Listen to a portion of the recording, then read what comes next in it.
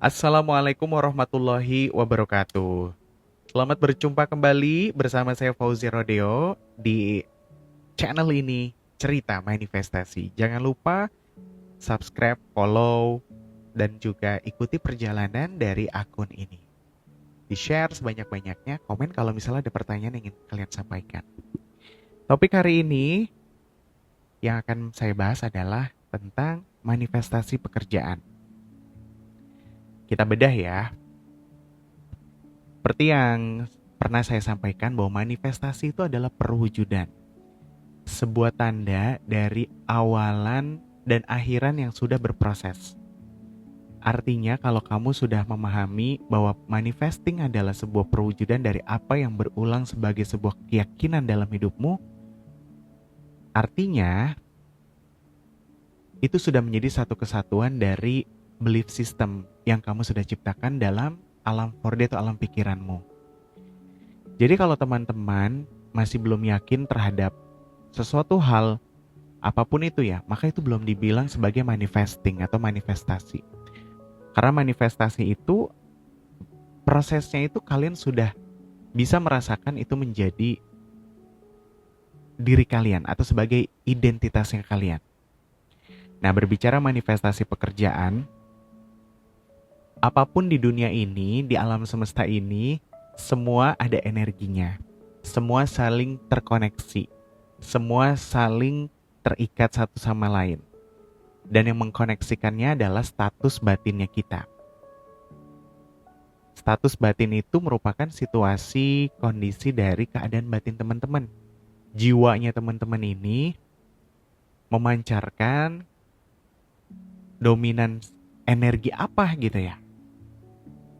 Nah, kalau berbicara manifestasi pekerjaan, langkah yang pertama setelah kalian menyadari punya keinginan untuk bekerja atau ingin punya pekerjaan, maka lepaskanlah rasa memiliki atas keinginan itu.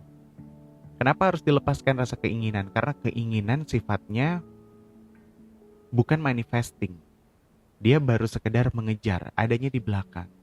Sementara ketika kalian sudah merubah itu menjadi sebuah status identitas batin atau status kebatinan teman-teman, maknanya teman-teman harus bisa meyakini sepenuh hati bahwa pencipta kita ini merupakan sebaik-baiknya perencana. Entah dari mana bagaimana caranya, kita jangan atur. Nah, jadi bagaimana sih langkah bermanifestasi untuk pekerjaan nih?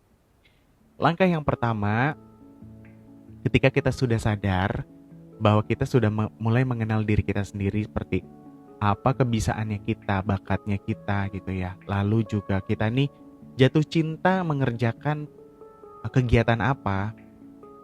Ditambah kegiatan tersebut yang kita cintai ini, kita suka ini bermanfaat untuk orang lain atau orang lain ini butuh. Ya, karena butuh dengan bermanfaat dua hal yang mirip tapi berbeda.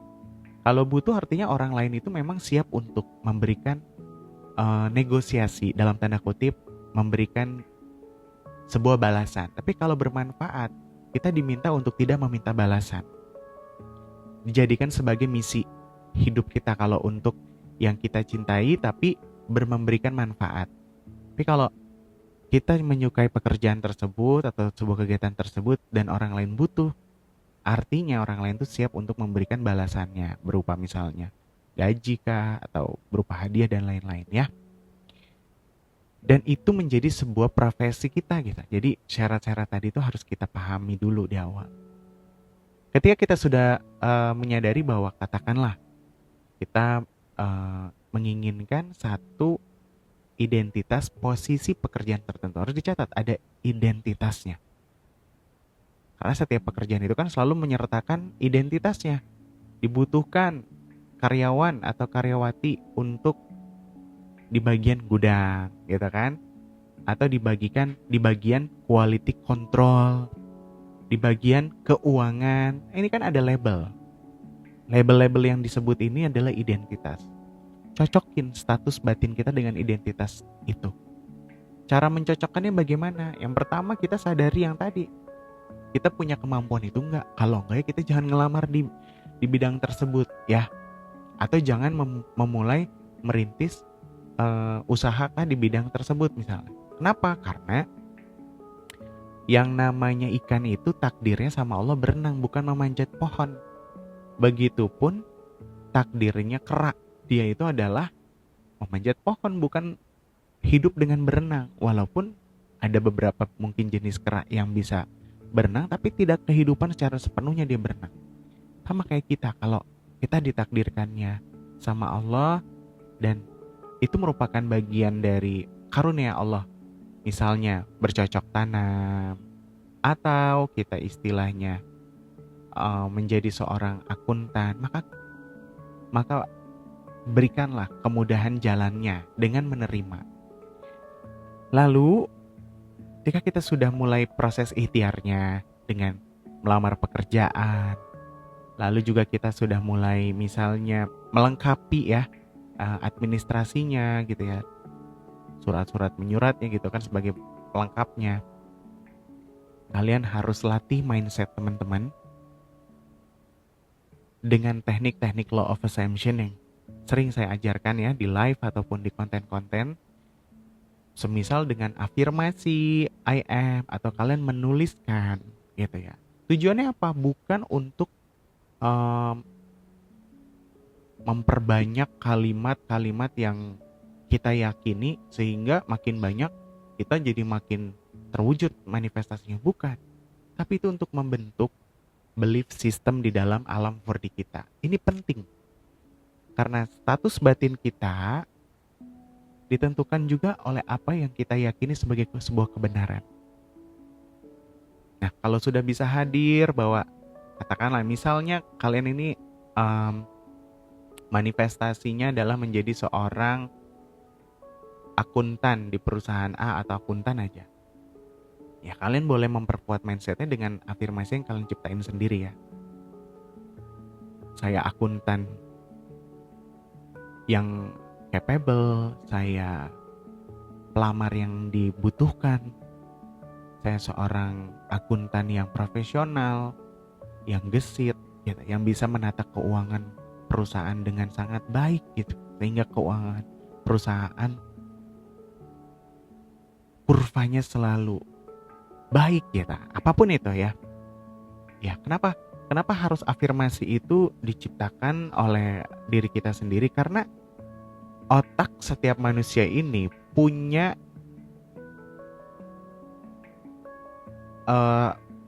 hal-hal yang familiarnya itu berbeda-beda.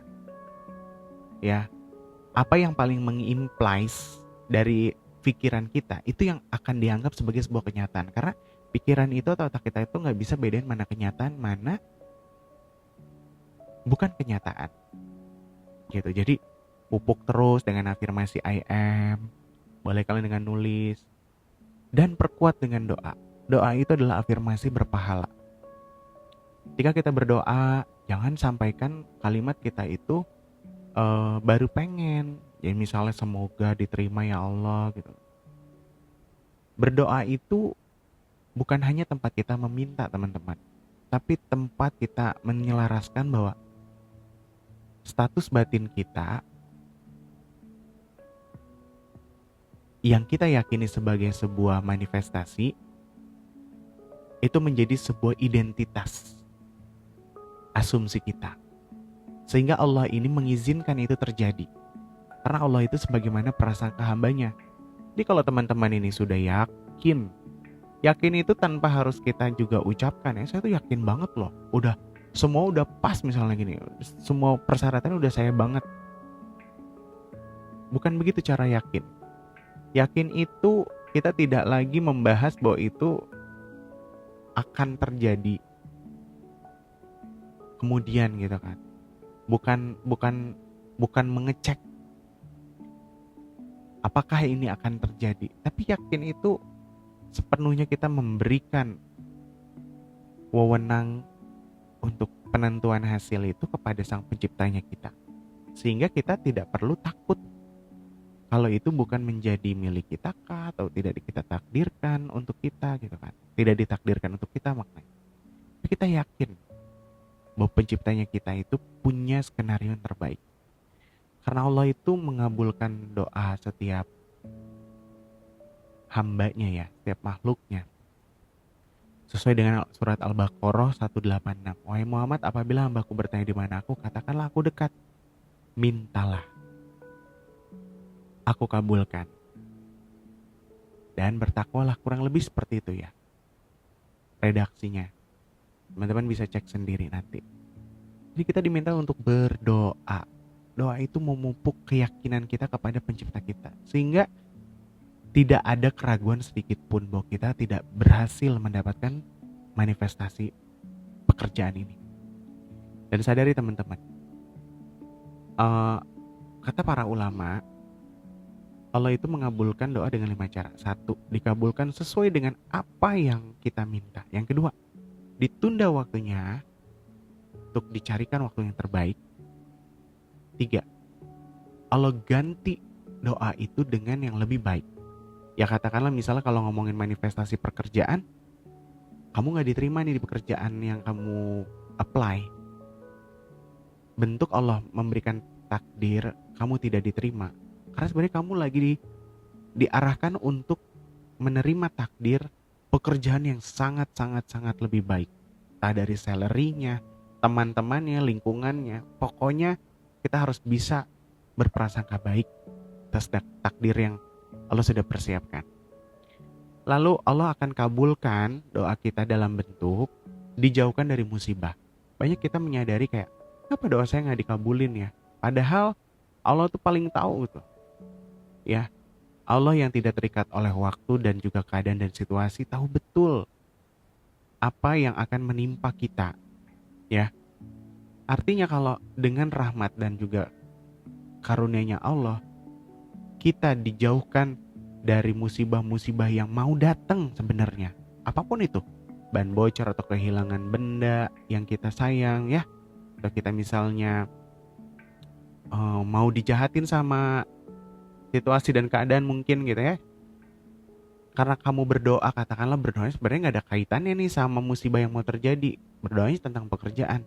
Tapi Allah ganti doa itu untuk yang namanya apa? Dijauhkan dari musibah-musibah tadi. Dan yang terakhir, Allah kabulkan doa kita itu nanti di akhirat dalam bentuk sebuah kebaikan yang luar biasa.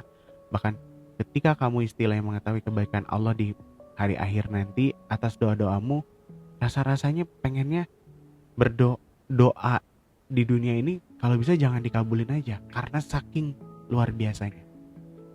Tapi ini tentunya menjadi sebuah penyemangat untuk kita ya, untuk tetap yakin bahwa Allah sebaik-baiknya tempat untuk kita berdoa.